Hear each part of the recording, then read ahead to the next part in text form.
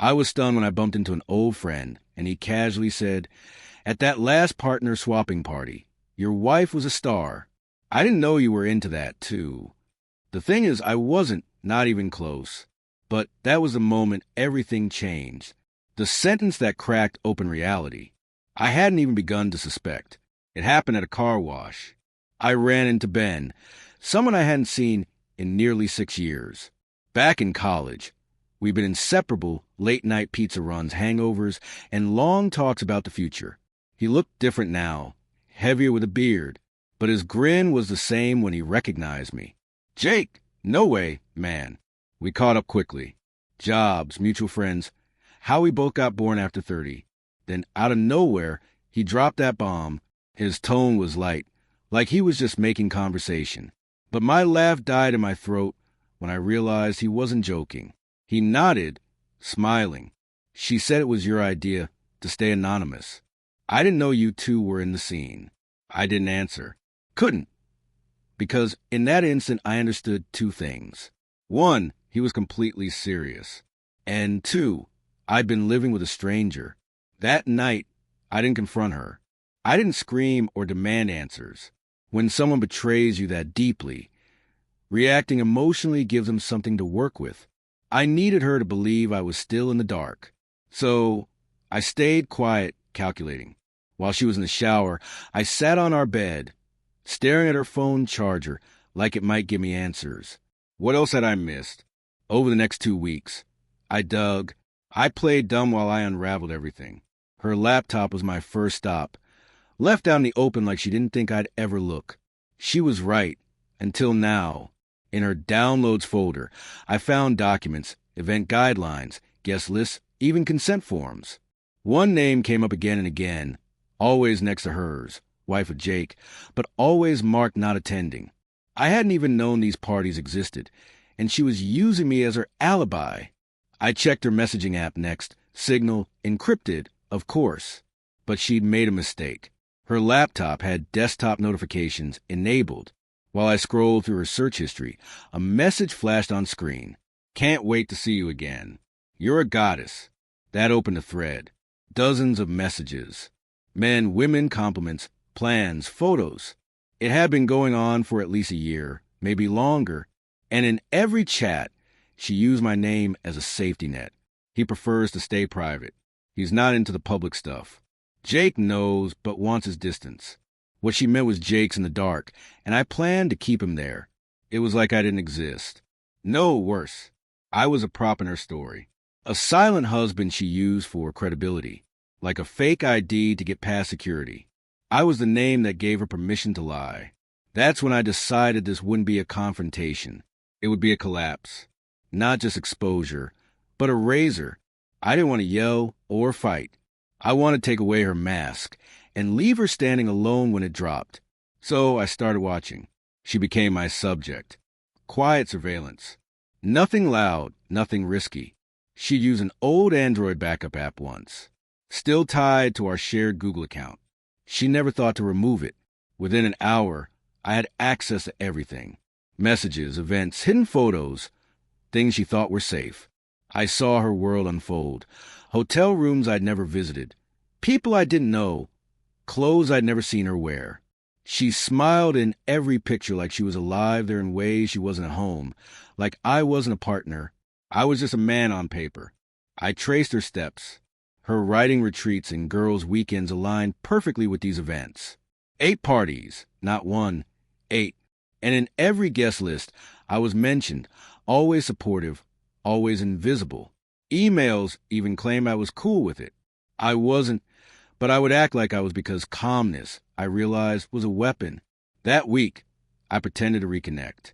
I told her I'd been distant and wanted to work on our intimacy. She cried. She hugged me like she meant it, said she was relieved. She had no idea I was getting messages on her second phone, the one she thought no one knew about, calling her midnight addiction. I kissed her while reading another man's words. She whispered in bed, "Thank you for being my anchor." I smiled because anchors don't just hold things steady. They sink them. I compiled everything. Photos, screenshots, chat logs, GPS records, voice memos. Then I divided the proof into 3 packages. One for her closest friends and family, one for HR and her workplace's internal culture committee, and one for the lifestyle community that had welcomed her on the basis of falsehoods. Each set of evidence tailored to show a different side of her deception. I didn't just want her exposed. I wanted her isolated. It started with an email, anonymous, untraceable. Subject line, you should know who she really is. Inside a PDF.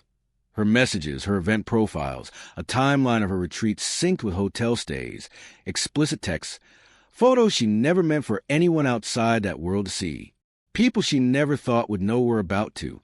I sent it to her sister, her parents, and her 3 closest friends. Then I waited. Within hours, the silence around her shifted. She was sitting across from me at the table, sipping coffee, scrolling Instagram, smiling like nothing had changed. But her sister had left a voicemail. One I heard through a cloud recording I planned on her phone the day before. You lied to all of us. Claire, this is next level. And using Jake like that, I'm disgusted. Her mother didn't say a word. Just removed her from a family group chat. By lunch, one of her friends posted a cryptic quote about people who hide betrayal behind honesty. Around 3 p.m., she finally looked up from her phone. Something weird's going on. She said, everyone's being cold. I looked at her and said, huh? Maybe they found out who you really are. She laughed. She thought I was joking. She wouldn't be laughing much longer for a long time. The next wave of her professional downfall was quietly building. She worked in community engagement for a large nonprofit, an industry that depends heavily on trust, ethics, and public perception. I sent Human Resources a revised packet, one without the explicit material, but packed with evidence of deception and time theft. They got back to me within 2 days. We are currently reviewing internal ethics concerns and suspending all external representation until further notice. They wrote, that's corporate code for you're toxic now. She came home that evening looking pale. Something's going on at work. She said, I was folding laundry. Yeah, I replied. Consequences. The final domino had tipped. Her secret world. The so-called lifestyle community operated on strict values, consent, honesty, openness. When I forwarded the moderators her chats, especially the part where she wrote, Jake doesn't need to know everything. Their reply came quickly. She was banned, not just suspended, blacklisted from every related group and event. Her access revoked, her reputation erased. She emailed them. No one answered. That night, she sat on the couch in total silence, staring at her phone. I don't understand. Everyone's cutting me off. I leaned against the wall because I told them the truth, the whole truth, not the version you like to hide behind. Her eyes welled with tears. Jake, what did you do? Nothing more than you earned. She tried to reply, but I stopped her. You used me, lied in my name, slept your way through some fantasy life while pretending I wasn't in it. I never meant to hurt you. You didn't just hurt me. You erased me. She had nothing to say because there was nothing. Everything she had carefully built was now in ashes. And I never once raised my voice. A week later, Claire moved into her sister's guest room. No goodbyes, no dramatic scene. She just packed her things in silence and left. I stood in the hallway and watched her load up the car. One suitcase, a storage bin, and a small box labeled essentials. The smallest move-out I'd ever witnessed. Her curated online life gone. She deleted her Instagram, but not before I saw the comments. Disappointed in who you became. You use your husband like a prop. The aftermath. You can't preach honesty while lying to everyone. Then, poof, her profile vanished. The carefully constructed image of a sex-positive, emotionally evolved, radically honest woman shattered. Not just unfollowed, discredited. And in her world, credibility is everything. Her career took a hit, too. She wasn't fired, but she was reassigned. From community engagement to quiet admin work. No more public-facing roles, no more panels. Just quietly hidden. The kind of exile a company gives someone they can't afford to terminate but no longer trust. A friend of a friend told me her new boss said, keep her off anything public. She's not clean enough to represent us.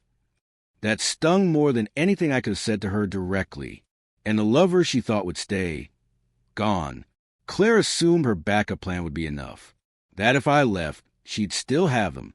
The ones who called her goddess and wildflower and queen. But once the truth surfaced, they vanished. Some blocked her, others ghosted. One messaged her directly. You lied about your husband. That's unethical. You're not safe. She wasn't just cut off. She was labeled a threat in a community built on transparency. She became the cautionary tale. As for me, I didn't feel angry anymore. I didn't need to argue my case. I didn't post revenge porn or make dramatic declarations. I let the facts speak for themselves. I kept the house, kept my job, kept my sanity. I started therapy, not because I was broken, but because I refused to carry her damage into my next chapter. And every night, I slept alone. But I slept peacefully, because no one was lying beside me anymore. People think revenge feels like rage. Loud, chaotic, fiery. But real revenge, it's silent. It's the stillness after the blaze. It's what happens when someone's forced to sit with nothing but their own reflection, stripped of the mask. That's where Claire is now. No audience, no applause, just herself, a mirror, and the wreckage of what she thought she could control. What I reclaimed was simple but powerful. She used my name as a prop, told people I was supportive and informed, that I agreed with her lifestyle, but I wasn't private. I was unaware. I didn't consent. I was being used. And once I saw it clearly, I stopped mourning and started reclaiming my dignity, my story, and my voice. Love is not covering for someone who's actively erasing you. Love is knowing when to stop, giving them the pen. If you're watching this and something in your gut feels off, listen. If you're constantly made to feel needy or insecure just for wanting honesty, clarity, or respect, you're not the problem. You're probably being lied to, manipulated, played. It's not your job to wait around for the truth. It's your job to build your exit calmly, quietly, effectively. Because when someone betrays you and uses your loyalty to shield their lie, the most devastating response isn't screaming. It's showing them the truth and walking away while it burns everything they built. I never screamed, never told her friends to pick a side. I just let the truth speak. And now she walks alone in the mess she created without her mask. And me, I walk in peace. Not because I won, but because I didn't let her take me down with her. If you believe this revenge was justified, hit like, subscribe, and share this story. We want to hear from you. Drop your thoughts in the comments. For more shocking, real stories of betrayal and retribution, stick with us. Every like, every share, every subscriber helps keep these stories alive. Thanks for being part of Lauren's story. Because every betrayal casts a shadow and every lie eventually echoes.